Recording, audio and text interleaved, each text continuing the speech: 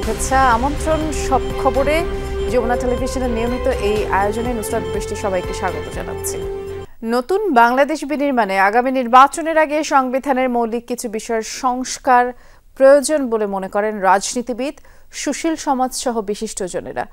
সকালে নাগরিক কোয়ালিশনের সংবিধান সংস্কারে নাগরিক জোটের ৭ দফা প্রস্তাব অনুষ্ঠানে নিজেদের মতামত তুলে ধরেন তারা। বলেন, নতুন সংবিধান প্রণয়নের মতো কোনো পরিস্থিতি এখন নেই, তবে পুরাতন সংবিধানের আমূল সংস্কার করা না হলে ভবিষ্যতে ফ্যাসিবাদ ফিরে আসার সম্ভাবনা থেকে যাবে। এক মঞ্চে রাজনৈতিক নেতা, সরকার ও নাগরিক সমাজের প্রতিনিধি। রাষ্ট্রের গণতান্ত্রিক কাঠামো সংস্কারে নাগরিক উদ্যোগ, নাগরিক কোয়ালিশনের আমন্ত্রণে এক কাতারে সবাই।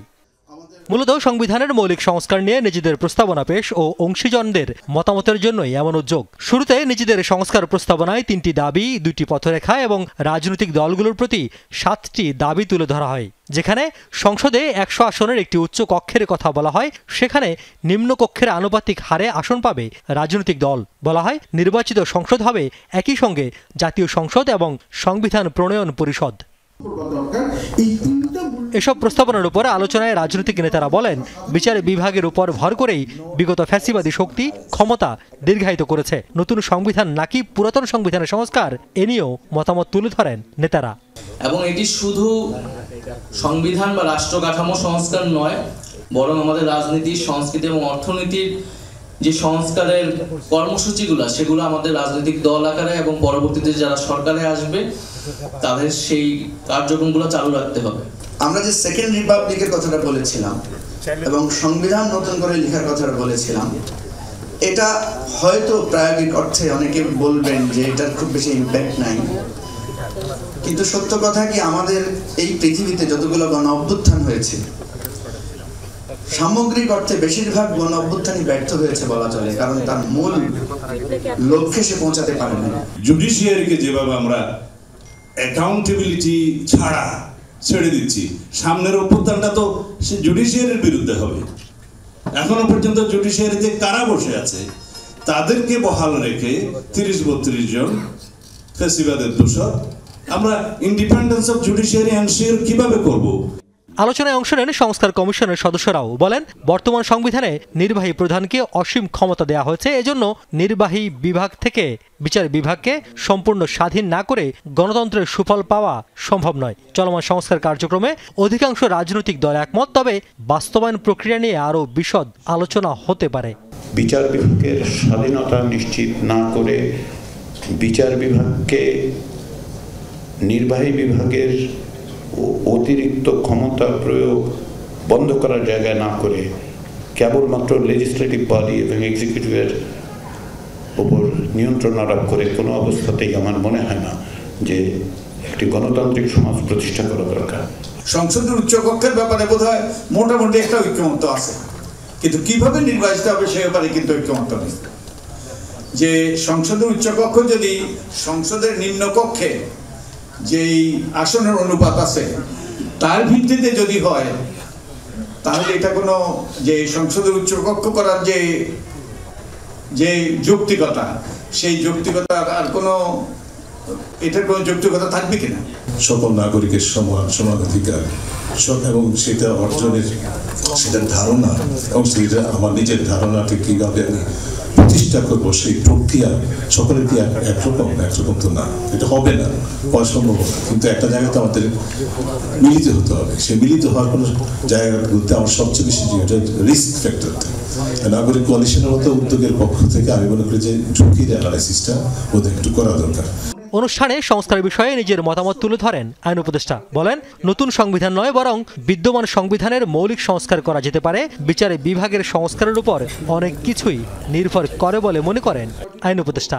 নতুন সংবিধান প্রণীত না হওয়া পর্যন্ত বর্তমান যে সংসদ থাকবে, যে সংসদটা, যে সংবিধান পরিষদ যখন সংসদ হিসেবে কাজ করবে, সে 72 সংবিধানের প্রয়োজনীয় অ্যামেন্ডমেন্টগুলো করে ফেলবে।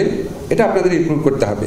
উচ্চ আদালত আর সংসদীয় স্থায়ী কমিটিকে যদি ঠিকমতো গঠন করা যায়, ক্ষমতা দেওয়া হয়, তাহলে আমাদের এত নতুন নতুন কমিশন লাগে না।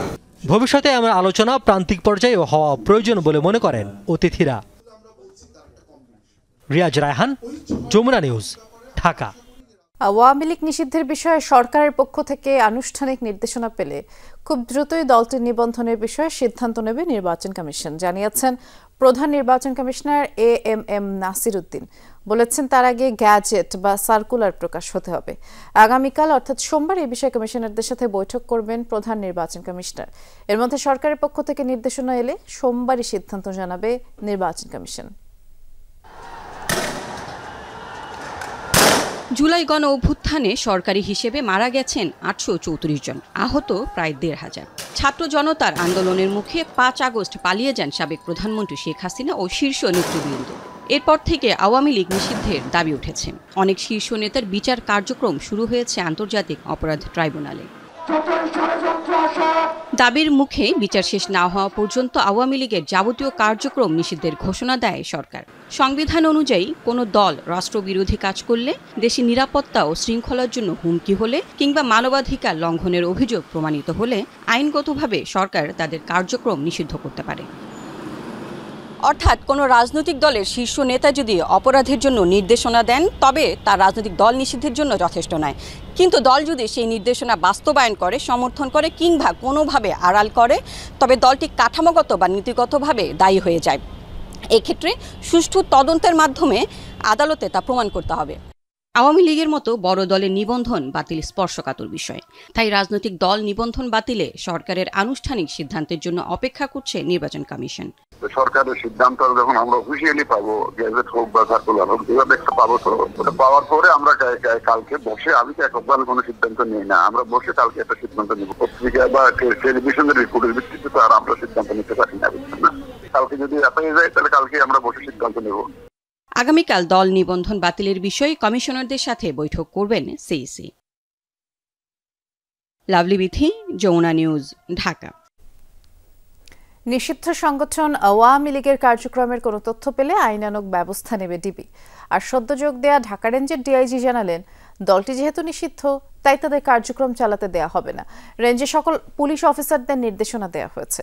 সকালে পৃথক সংবাদ সম্মেলনে এই হুঁশিয়ারি দেন পুলিশের 2টি ইউনিট চিফ। আওয়ামী লীগ নিষিদ্ধের দাবিতে লাগাতার আন্দোলন করছিল জাতীয় নাগরিক কমিটি, এনসিপি সহ বিভিন্ন রাজনৈতিক দল ও ছাত্র সংগঠন। এরই প্রেক্ষিতে শনিবার গণহত্যার দায়ে বিচার কাজ সম্পূর্ণ না হওয়া পর্যন্ত আওয়ামী লীগের যাবতীয় কার্যক্রম নিষিদ্ধের সিদ্ধান্ত নেয় অন্তর্বর্তী সরকার। সন্ত্রাস বিরোধী আইনের অধীনে সাইবার স্পেস সহ আওয়ামী লীগের যাবতীয় কার্যক্রম নিষিদ্ধ করার সিদ্ধান্ত গ্রহণ করা হয়েছে।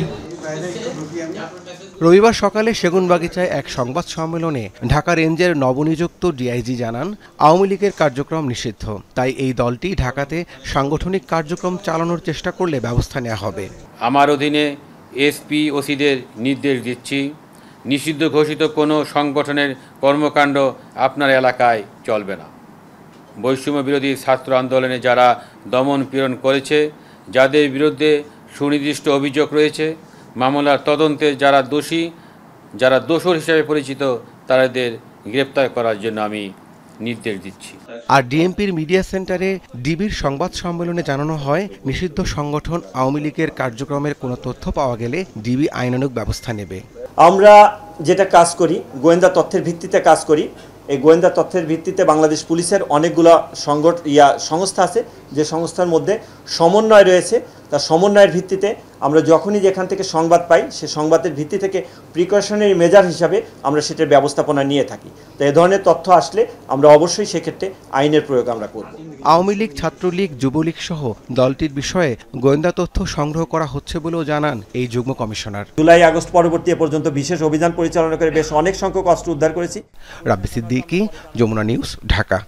আওয়ামী লীগের কার্যক্রমের উপর সরকারি নিষেধাজ্ঞার সিদ্ধান্তকে স্বাগত জানিয়েছে বিএনপি। পাশাপাশি ট্রাইব্যুনালে আইনে রাজনৈতিক দলের বিচার করার বিধান সংযুক্ত করার সিদ্ধান্তকেও সাধুবাদ জানিয়েছে দলটি। বিএনপির স্থায়ী কমিটির সদস্য সালাউদ্দিন আহমদ বলেছেন, মাফিয়া শক্তি আওয়ামী লীগের রাজনৈতিক দল হিসেবে দেশ বিদেশে কোথাও স্বীকৃতি নেই। আর বিএনপির সিনিয়র যুগ্ম মহাসচিব রুহুল কবির রিজভী বলেছেন, নির্বাচন ইস্যুতে সরকারের নিরাপত্তায় জনগণের সংশয় তৈরি হয়েছে। আওয়ামী লীগের নিষিদ্ধের বিরুদ্ধে এনসিপির নেতৃত্বে বেশ কিছু রাজনৈতিক দল লাগাতার আন্দোলন করলেও তাতে অংশ নেয়নি বিএনপি। বরং রাজনৈতিক দল নিষিদ্ধের বিরুদ্ধে সোচ্চার ছিলেন বিএনপির সিনিয়র নেতারা। জনগণ সিদ্ধান্ত নেব কাকে রাখবে কাকে ফেলবে। তা সত্ত্বেও শনিবার রাতে আওয়ামী লীগের কার্যক্রমের উপর নিষেধাজ্ঞা আরোপ করে অন্তর্বর্তী সরকার। পাশাপাশি দল হিসাবে আওয়ামী লীগের বিচার করতে আইসিটি আইন সংশোধনী করছে তারা। এই উদ্যোগকে স্বাগত জানিয়েছে বিএনপি। দলের স্থায়ী কমিটির সদস্য সালাউদ্দিন আহমদ বলছেন, এই আইন পরিবর্তনের পরামর্শ গত ফেব্রুয়ারিতে দিয়েছিল তার দল।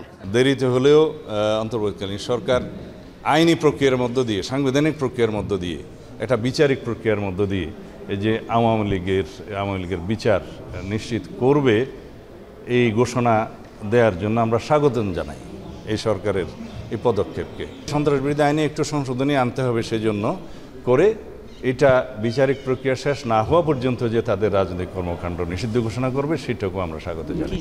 কিন্তু আওয়ামী লীগের মতো বড় রাজনৈতিক দলের উপর নিষেধাজ্ঞার খড়গ দেশের টেকসই গণতন্ত্রের জন্য কতটা বিবেচনাপ্রসূত সিদ্ধান্ত, এমন প্রশ্নের জবাবে সালাউদ্দিন আহমদ, রাজনৈতিক দল হিসেবে আওয়ামী লীগকে স্বীকৃতি কি এখন পৃথিবী দেয়, দেশের মানুষ দেয়? আওয়ামী লীগ একটি ফেসিবাদী শক্তি, এটা একটা মাফিয়া পার্টি, এটা একটা মাফিয়া শক্তি, এটা একটা ফেসিবাদী দল। সুতরাং রাজনৈতিক দলের কোনো তকমা দিতে চাই না। আওয়ামী লীগের ডিএনএতেই গণতন্ত্র নাই। জাতীয় প্রেস ক্লাবের সামনে বুদ্ধ পূর্ণিমা উপলক্ষে আয়োজিত মানববন্ধনে অংশ নেন বিএনপির সিনিয়র যুগ্ম মহাসচিব রুহুল কবির রিজভী। বলেন, নির্বাচন নিয়ে সরকারের কাছে জনগণের প্রত্যাশা থাকলেও তারা নিশ্চুপ। তারা সংস্কারের কথা বলেছে, সে সংস্কারও মেনে নিয়েছে যে একটা নির্দিষ্ট সময়ের মধ্যে আপনার করে নির্বাচন দিন। সরকার এই ব্যাপারে নিরুত্তর, নিশ্চুপ। কেন? উদ্দেশ্যটা কি? এখন তো মানুষ ধীরে ধীরে নানা ধরনের সন্দেহ করেছে, আর সবচেয়ে বড় সন্দেহ করলো হচ্ছে যে সাবেক রাষ্ট্রপতি, যিনি খুনের আসামি, তিনি দেশ ছেড়ে চলে গেলেন। মানববন্ধন শেষে বুদ্ধ পূর্ণিমা উপলক্ষে শোভাযাত্রায় অংশ নেন রিজভী আহমেদ। আরিফিন শাকিল, যমুনা নিউজ, ঢাকা। আওয়ামী লীগ নিষিদ্ধের বিষয়ে আদালত থেকেই সিদ্ধান্ত আসা দরকার ছিল বলে মনে করেন রাজনীতি বিশ্লেষকরা। তারা মনে করেন রাজনৈতিক দল নিষিদ্ধের প্রভাব কর্মী সমর্থকদের উপর পড়ে না। রাজনীতি গবেষক ও শিক্ষকরা বলছেন, ভবিষ্যতে যেমন এমন সিদ্ধান্ত প্রতিহিংসা হয়ে ফিরে না আসে। সবার আগে জুলাই গণহত্যার সুষ্ঠু বিচার করে এমন সিদ্ধান্ত নেওয়া উচিত ছিল বলেও তারা মনে করছেন।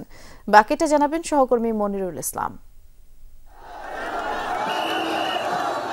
৫ আগস্ট ২০২৪-এর পর বাংলাদেশের রাজনীতিতে আরেকটি ঘটনাবহুল দিন ১০ মে ২০২৫। নিষিদ্ধ করা হলো অন্যতম বৃহত্তম রাজনৈতিক দল আওয়ামী লীগ। আওয়ামী লীগের যাবতীয় কার্যক্রম নিষিদ্ধ করার সিদ্ধান্ত গ্রহণ করা হয়েছে। রাজনীতি বিশ্লেষকরা বলছেন, আওয়ামী লীগের কপালে এমন কিছু অপেক্ষা করছে তা বিগত ৩টি জাতীয় নির্বাচন এবং জুলাই গণহত্যার পর অনুমান করা যাচ্ছিল। তাদের অপরাধের কারণে বা এই যে জুলাই হত্যাকাণ্ড, সেটার কারণে তাদের প্রতি মানুষের ক্ষোভও আছে এবং সেটা বিচারেরও দাবি আছে এবং সেই বিচারটা যথাযথভাবে হওয়াই উচিত। ২০১৩ সালের পর থেকে আওয়ামী লীগের একটা তার যে ডেমোক্রেটিক পলিটিক্যাল ট্রেডিশন, তার যে গণতান্ত্রিক ঐতিহ্য ছিল, সেই ঐতিহ্য থেকে সে তার ডেভিয়েশন হয়েছে, বিচ্যুতি ঘটেছে। স্বভাবতই প্রশ্ন আসে, এত বড় দলের কার্যক্রম স্থগিত কিংবা দলকে কার্যত নিষিদ্ধের পর ভবিষ্যতের রাজনীতি কোন দিকে যাবে? করি যে একদিক থেকে আওয়ামী লীগের জন্য ভালো হয়েছে বলে এই অর্থে যে এখন তার সোল সার্চিংটা হবে এই সময়ে, যে কোথায় আমার ভুল হলো। নির্বাচনের মাঠে, রাজনীতির মাঠে একটা বিরাট শূন্যতা তৈরি হলো। তো এই শূন্যতার জায়গায় যে যার মতো করে এটার বেনিফিটটা নেওয়ার চেষ্টা করবে, তারা চেষ্টা করবে আওয়ামী লীগের কর্মীগুলো তাদের দিকে ভাগায় নিতে। এই সিদ্ধান্ত নেওয়ার সময় সবগুলো রাজনৈতিক দলের মতামত নেওয়া উচিত ছিল। অনেকগুলো রাজনৈতিক দল তাদের ভূমিকা বা তাদের মতামত সেটা না নিয়েই সরকার যেটা করেছে, সেটার সামাজিক রাজনৈতিক সুবিধা হয়তো কেউ কেউ নিতে পারে, কিন্তু জাতীয় রাজনীতির ক্ষেত্রে সেটা একটা দূরত্ব সৃষ্টি করতে পারে। সব বিশ্লেষকই একমত, জুলাই গণহত্যার সুষ্ঠু তদন্ত ও বিচারের পর এ নিয়ে সিদ্ধান্ত নেওয়া উচিত ছিল। নিষিদ্ধ করে তাদের স্ট্যাটাসটাকে, তাদের মর্যাদাটাকে এমন জায়গায় নিয়ে আসা হয়েছে অ্যাজ ইফ আওয়ামী লীগের স্ট্যাটাস বা আওয়ামী লীগের মর্যাদা জামাতের মতোই। তো জুলাই হত্যাকাণ্ডের বিচার ক্ষতিগ্রস্ত করে আবার বিচার না হওয়া পর্যন্ত আওয়ামী লীগ নিষিদ্ধ, এগুলি ঠিক সরকারের অবস্থানটা খুব পরিষ্কার না। মনিরুল ইসলাম, যমুনা নিউজ, ঢাকা। আজ বৌদ্ধ ধর্মাবলম্বীদের প্রধান ধর্মীয় উৎসব বুদ্ধ পূর্ণিমা। জগতে সকল প্রাণী সুখী হোক এই অহিংস বাণীর প্রচারক গৌতম বুদ্ধের আবির্ভাব, বোধিপ্রাপ্তি আর মহাপরিনির্বাণকে স্মরণ করে বৌদ্ধ ধর্ম অনুসারীরা দিনব্যাপী চলছে পূজা, শিলগ্রহণ, প্রার্থনা, পিণ্ডদানের মতো আনুষ্ঠানিকতা।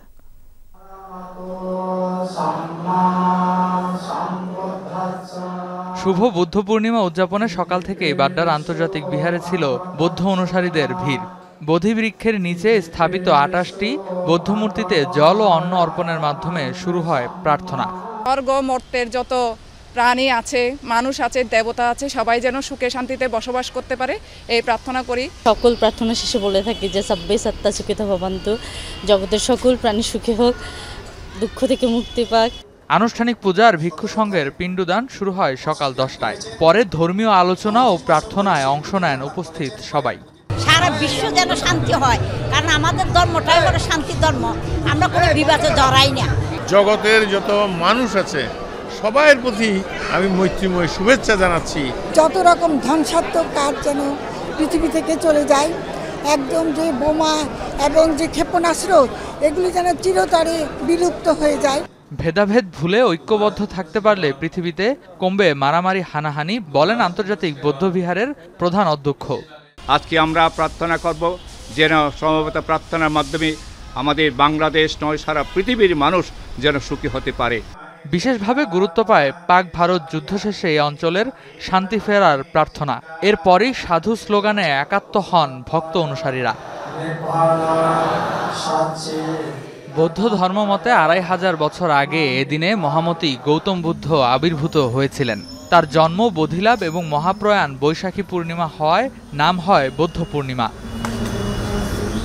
পৃথিবীতে যে হানাহানি, হিংসা, বিদ্বেষ সব ত্যাগ করে শান্তি লাভ করবে জগতের প্রতিটি প্রাণী।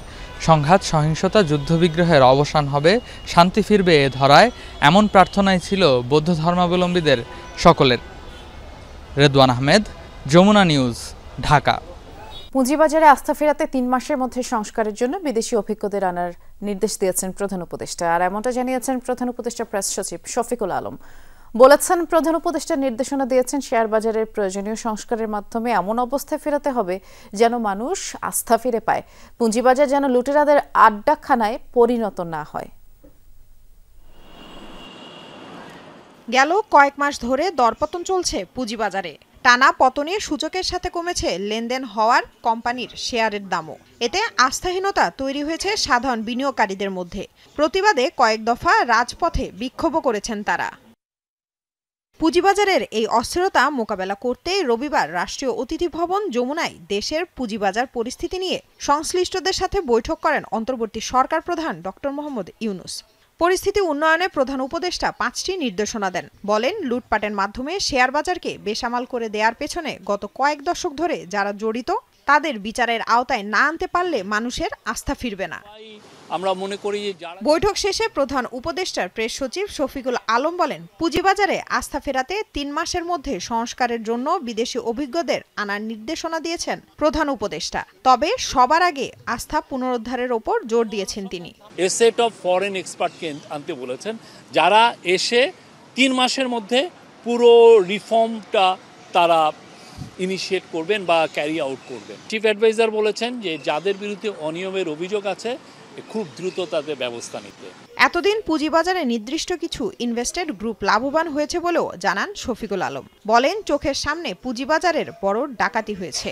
এছাড়া মিউচুয়াল ফান্ড নিয়েও কথা হয়েছে বলে জানান প্রধান উপদেষ্টার প্রেস সচিব। আমরা আশা করছি এমন একটা মার্কেটে এমনভাবে আস্থাটা ফিরবে যাতে সবাই বেনিফিটেড হন, যারা ইনভেস্টমেন্ট করতে আসবেন, যারা আইপিওতে যাবেন, যারা এখানে বন্ড ইস্যু করবেন। আমাদের এখানে মিউচুয়াল ফান্ড যাতে বড় হয়, পপুলার হয় এবং এটাকে নিয়ে যাতে এক ধরনের ভেস্টেড ইন্টারেস্ট গ্রুপ জন্য এটাকে নিয়েও ম্যানিপুলেট না করতে পারে, সেটার কথাও বলা হয়েছে। পুঁজিবাজারের বৈঠকে উপস্থিত ছিলেন অর্থ উপদেষ্টা সালেহউদ্দিন আহমেদ, প্রধান উপদেষ্টার অর্থ মন্ত্রণালয়ের সম্পর্কিত বিশেষ সহকারী আনিসুজ্জামান চৌধুরী ও বিএসইসি চেয়ারম্যান খন্দকার রাশেদ মাকসুদ। লামিয়া তিথি, যমুনা নিউজ, ঢাকা। বিদেশের সাথে বাংলাদেশের লেনদেন ভারসাম্যে উন্নতির ধারা অব্যাহত আছে। রেমিটেন্স আর রপ্তানি পরিস্থিতি ভালো থাকায় দেশের চলতি হিসাবে ঘাটতি কমে দাঁড়িয়েছে মাত্র ৬৬ কোটি ডলারে। আর গত অর্থবছরের প্রথম ৯ মাসে এই হিসাবের ঘাটতি ছিল ৪৪০ কোটি ডলার। কেন্দ্রীয় ব্যাংকের প্রতিবেদনে এমন তথ্য উঠে এসেছে। চলতি অর্থবছরের জুলাই থেকে মার্চের এই সময় রপ্তানি হয়েছে ৩,৩৮৭ কোটি ডলারের। আগের অর্থবছরের ঠিক একই সময় ১,৫৭৬ কোটি ডলার ছিল। সাথে প্রবাসী আয় এসেছে ২,২০৮ কোটি ডলার। আগের অর্থবছরে একই সময় যা ছিল ১,৭৩৭ কোটি ডলার। বৈদেশিক লেনদেনের চলতি হিসাবে গত ফেব্রুয়ারি পর্যন্ত ঘাটতি ছিল ১৩০, যা কমে হচ্ছে ৬৬ কোটি টাকা। লেনদেনের ভারসাম্যের প্রভাব পড়েছে বৈদেশিক মুদ্রা রিজার্ভে। গত ৭ মে আকুর ১৮৮ কোটি টাকা বিল পরিশোধের পর রিজার্ভ ২০.১৮ বিলিয়ন ডলারে নেমেছে। তবে ৩০ এপ্রিল রিজার্ভ ২২ বিলিয়ন ডলারের উপরে উঠেছে। এতে দীর্ঘদিন ধরে ১২২ টাকায় স্থিতিশীল আছে ডলারের দর। মাঝারি থেকে তীব্র দাবদাহ বইছে দেশ জুড়ে। কয়েকটি জেলায় তাপমাত্রা উঠে আছে ৪০-এর ঘরে। আজও সর্বোচ্চ তাপমাত্রা রেকর্ড হয়েছে চুয়াডাঙ্গায় ৪১.৮ ডিগ্রি সেলসিয়াস। খরতাপে অতিষ্ঠ জনজীবন, কমেছে মানুষের চলাফেরা, আর শ্রমজীবীদের দুর্ভোগ সবচেয়ে বেশি। ৪১.৮ ডিগ্রি সেলসিয়াস তাপমাত্রা। তপ্ত রোদের প্রখরতা থেকে রক্ষায় চুয়াডাঙ্গায় মানুষজনের চলাচল, কেউ ছাতা হাতে, কেউ বেরিয়েছেন নাক মুখ ঢেকে। টানা চতুর্থ দিনের মতো এখানকার তাপমাত্রা ছুঁয়ে আছে ৪০-এর ঘর। শ্বাস প্রশ্বাসে যেন আগুনের হোলকা। তীব্র হাঁসফাঁস জনজীবনে আরো দুর্বিষহ করে তুলেছে বিদ্যুতের আসা যাওয়া। শহরে আসতে হচ্ছে, এসে গাড়ি চালাচ্ছি, ভাড়া হচ্ছে না, কিন্তু তারপরেও এখন পেট তো চালা যাবে। সিজনালি ফল বেশি, অথচ ফল নিয়ে বসে আছি, কোনো কাস্টমার নেই। গরমে মানুষ বাইরেই বেরোচ্ছে না। তাপদাহের কবলে রাজশাহী জেলাও। এখানকার তাপমাত্রা রেকর্ড হয়েছে ৪০.৪ ডিগ্রি সেলসিয়াস। তীব্র গরমে সড়ক মহাসড়কে চলাচলে চরম দুর্ভোগ। জরুরি প্রয়োজন ছাড়া ঘরের বাইরে তেমন বের হচ্ছে না কেউ। একটু স্বস্তি পেতে অনেকেই আশ্রয় নিচ্ছেন গাছের ছায়ায়। কেউ প্রাণ জুড়ানোর চেষ্টা করছেন আখের কিংবা লেবুর শরবতে। আর পুকুরের পানিতে স্বস্তির খোঁজে শিশু কিশোরের দল। যশোরের তাপমাত্রাও ৪০ ছুঁই। কিছুদিন নিয়ন্ত্রণে থাকলেও আবারও বাড়তে শুরু করেছে তাপমাত্রা। তাপদাহের কবলে পুড়ছে গোটা জনপদ। শ্রমজীবী মানুষ পড়েছেন সবচেয়ে বিপাকে। গরমে মানুষজন কম, রিক্সা ভ্যান নিয়ে অলস সময় কাটছে চালকদের। কেউ বিশ্রাম নিচ্ছেন ছায়াতলে। আধা ঘন্টা 1 ঘন্টা গাড়ি চালাই দিয়ে পরে আবার গাছতলায় যে বিশ্রাম করতে হচ্ছে। কিছু কিছু জায়গায় দেখছি স্যালাইন দিচ্ছে, তো সে আর কতটুকু, তাতে তার মানে মানুষের স্বস্তি হচ্ছে না। মানে পুরো মনে হচ্ছে দাবদাহ, মুখটুক পুড়ে যাচ্ছে রাস্তায় বেরোলে। উত্তরের জেলা রংপুরেও বইছে মৃদু তাপদাহ। প্রকৃতিতে তীব্র উত্তাপ, জনজীবনে নেমে এসেছে স্থবিরতা। ভিড় বেড়েছে শরবত আর ডাবের দোকানে। রোদের জ্বালায় বাড়াইতে পারতেছি না, এই রাস্তার ধারে ধারে ছায়া জায়গা বসে জিরাচ্ছি। যে পরিমাণ গরমের তাপমাত্রায়, সেজন্য আমরা আজকে ডাব খাইতে আসলাম। স্থানীয় আবহাওয়া অফিস জানিয়েছে এমন পরিস্থিতি আরো কয়েকদিন অব্যাহত থাকবে। এই তাপমাত্রাটা কমানোর সম্ভাবনা খুব একটা নাই। আগামী 2 দিন পর্যন্ত ওয়েট করতে হবে, দেন তাপমাত্রাটা কিছুটা ফল করার সম্ভাবনা রয়েছে। সাইফ আহমেদ, যমুনা নিউজ। যেমনটি আপনাদের জানাচ্ছিলাম, আজ বৌদ্ধ ধর্মাবলম্বীদের প্রধান ধর্মীয় উৎসব বুদ্ধ পূর্ণিমা। আমাদের সহকর্মী সুমাইয়া ঐশী এই মুহূর্তে আছেন রাজধানীর মেরুল বাড্ডা আন্তর্জাতিক বৌদ্ধ বিহারে। দেখে আসতে চাই কি আনুষ্ঠানিকতা চলছে। ঐশী, এই মুহূর্তে কি আনুষ্ঠানিকতা চলছে সেখানে, একটু বিস্তারিত করে আমাদেরকে সেখানকার চিত্র দেখাবেন।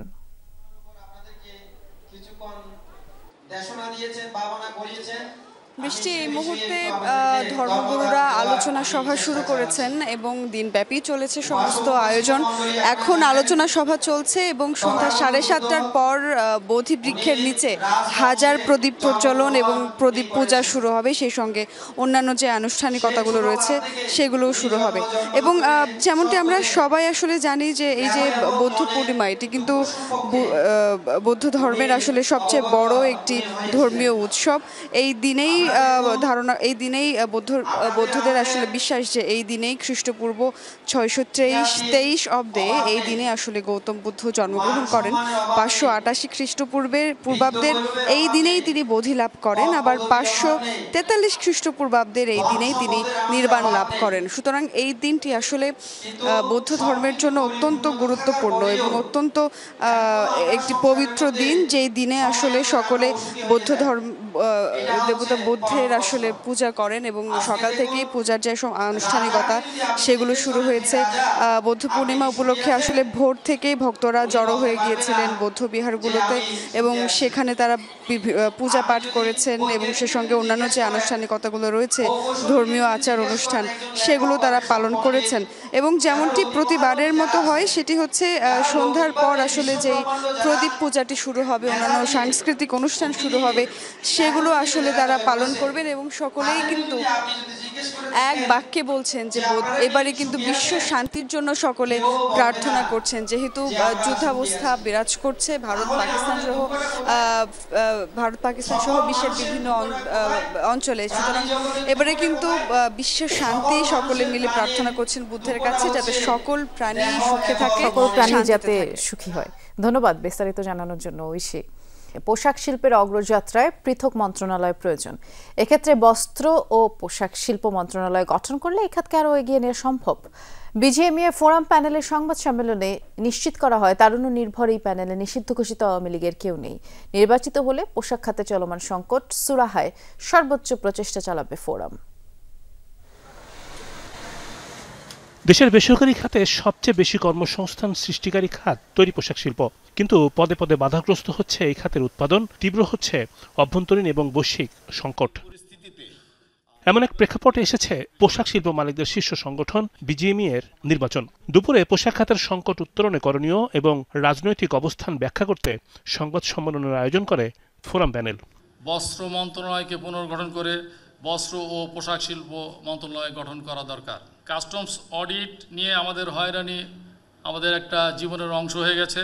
আমরা এই হয়রানিতে যেতে চাই না।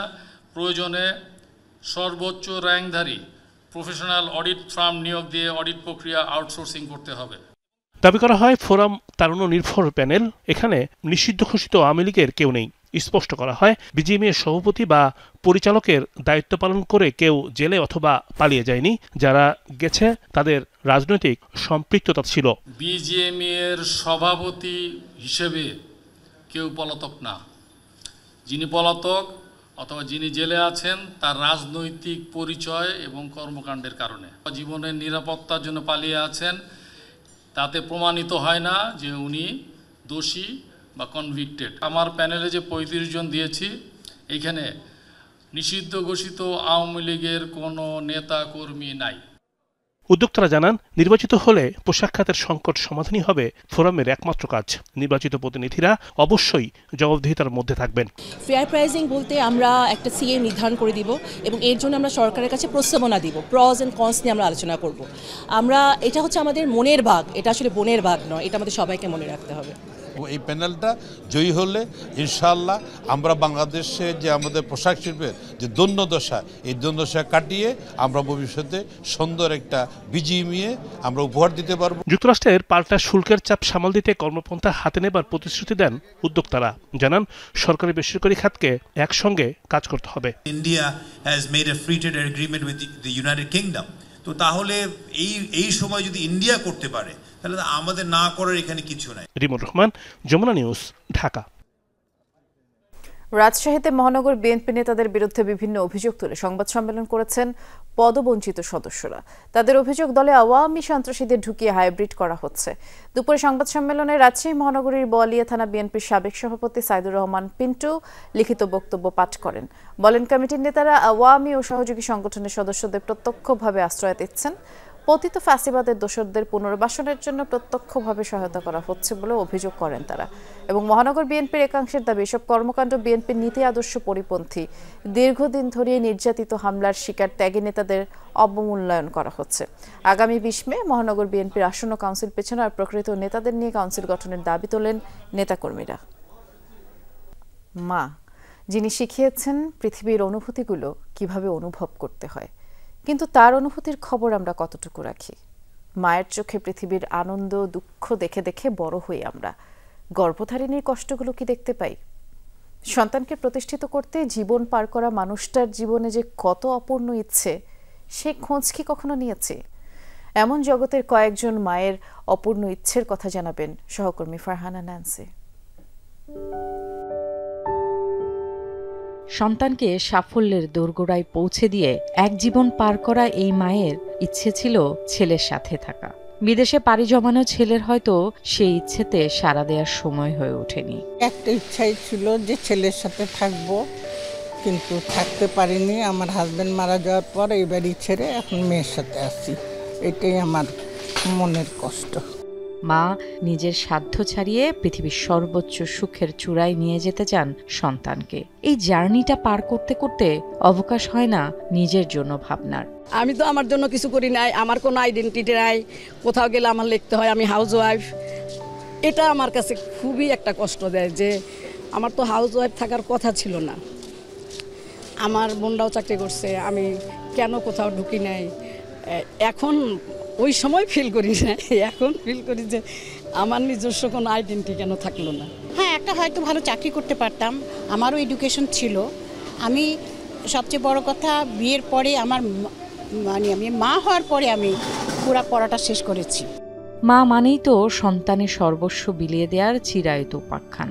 মায়েদের কাছে যখন জানতে চাওয়া জীবনের সাফল্যের উপলব্ধি, তখন বারবার উঠে আসে সন্তানদের সাফল্যের তালিকা। অনেক কিছু করার ইচ্ছা ছিল, বাচ্চাদেরকে করতে গিয়ে নিজে একটু হিমশিম খেয়ে পড়াশোনাটা কমপ্লিট করতে পারিনি। এটা তো একটু আফসোস একটু থাকেই যে সবাই বাচ্চারা শিক্ষিত, আমিও শিক্ষিত হতাম বা একটা চাকরি করতাম, খুব ইচ্ছা ছিল, তো হয় নাই। এখন এইটুকুন আফসোস, কিন্তু বাচ্চাদেরকে মানুষ করতে পেরেছি, এটাতে অনেক বড় সার্থক। মায়ের নিজের অনেক ইচ্ছে পূর্ণতা পায়নি হয়তো, কিন্তু তাতে কি এক বিন্দু আফসোসও অনুভব করেন না এই অপূর্ণতায়। লেখাপড়াটা আমি কখন কিভাবে পিছিয়ে গেলাম ওই সময় আমি বুঝতে পারিনি, যার ফলে আমার না পিএইচডি প্রোগ্রামটা হয় নাই। আমি জীবনের শেষ প্রান্তে এসে অবসরকালীন সময়ে মাঝে মাঝে এটা মনে হয় আমি আরেকটু চেষ্টা করলে হয়তো আমি পিএইচডি প্রোগ্রামটা কমপ্লিট করতে পারতাম। মাকে ভালোবাসতে কোনো একটি নির্দিষ্ট দিনক্ষণের দরকার হয় না, তবু একটি দিন থাকুক না শুধুই মার জন্য। না হয় একটি দিন মনে করিয়ে দিলাম, মা তুমি আছো আমার পৃথিবী জুড়ে। এই যে একটা দিন হয়, মা তো প্রতিদিনই, মার কোনো নাই, কিন্তু এই যে একটা করে গিফট দেয় বাচ্চারা হাসি খুশি ভাবে, তো ওটা তো একটা সার্থক মনে হয় যে বাচ্চারা যে মাকে দিচ্ছে। মাকে অসম্ভব শক্তিতে পূর্ণ করে পৃথিবীতে পাঠান সৃষ্টিকর্তা নিজে। সেই ভালোবাসার শক্তি পরিমাপ অথবা প্রকাশ অসম্ভব। তবু বলি, মা তোমায় অভিবাদন। ফারহানা ন্যান্সি, যমুনা নিউজ, ঢাকা। বিশ্ব মা দিবস উপলক্ষে পোশাক কারখানায় কর্মরত মা কর্মীদের সম্মাননা ও উপহার দিয়েছে ব্র্যান্ড জ্যাকের শিয়াওশিন সুইং ফাউন্ডেশন। গাজীপুরের পোশাক প্রস্তুতকারী প্রতিষ্ঠান এবিএম কারখানায় এই অনুষ্ঠানের আয়োজন করা হয়। অতিথিরা শিয়াওশিন সুইং ফাউন্ডেশনের সমাজ কল্যাণমূলক উদ্যোগ এবং এমবিএম কারখানার জনকল্যাণমূলক কার্যক্রম নিয়ে সংক্ষিপ্ত আলোচনা করেন। আয়োজকরা জানান, মা শ্রমিকদের প্রতি কৃতজ্ঞতা ভালোবাসা প্রকাশের জন্য এই আয়োজন। এমন মানবিক উদ্যোগ অব্যাহত রাখার আশ্বাসও দেন তারা। পরে সংক্ষিপ্ত আলোচনা শেষে তাদের হাতে উপহার স্বরূপ ভোজ্য তেল তুলে দেওয়া হয়। অনুষ্ঠানে উপস্থিত ছিলেন জ্যাকের জেনারেল ম্যানেজার জেন, কালচারাল বিভাগের পরিচালক হেলেন সহ আরো অনেকে।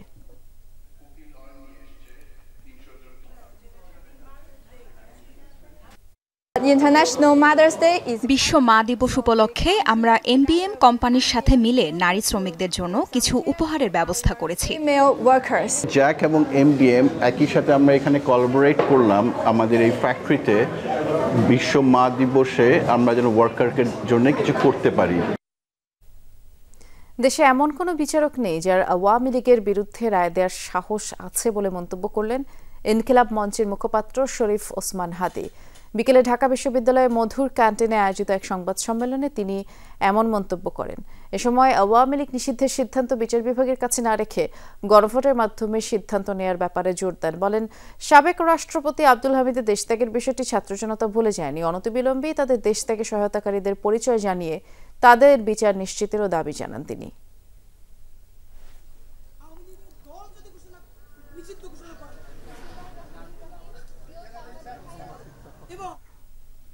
রাজধানীর যমুনা ফিউচার পার্কের লোয়ার গ্রাউন্ডে শেষ হলো 3 দিনব্যাপী ফ্ল্যাশ সেল মেলা। মেলায় ছিল 18টি ফ্যাশন লাইফস্টাইল ব্র্যান্ডের পণ্যের উপরে বিশাল মূল্য ছাড়। আর এসব পণ্য 10 থেকে শুরু করে 70% পর্যন্ত মূল্য ছাড়ে ক্রয়ের সুযোগও দেওয়া হয়। মেলাটি পৃষ্ঠপোষকতা করেছে রাথাজ ফ্যাশন। প্রথম ও দ্বিতীয় দিনের মতো তৃতীয় দিনেও মেলার অফারে ক্রেতাদের বেশ উপস্থিতি ছিল। এ ছিল আজকে সব খবরের সব আপডেট। সাথে থাকার জন্য ধন্যবাদ। নিরাপদে থাকবেন।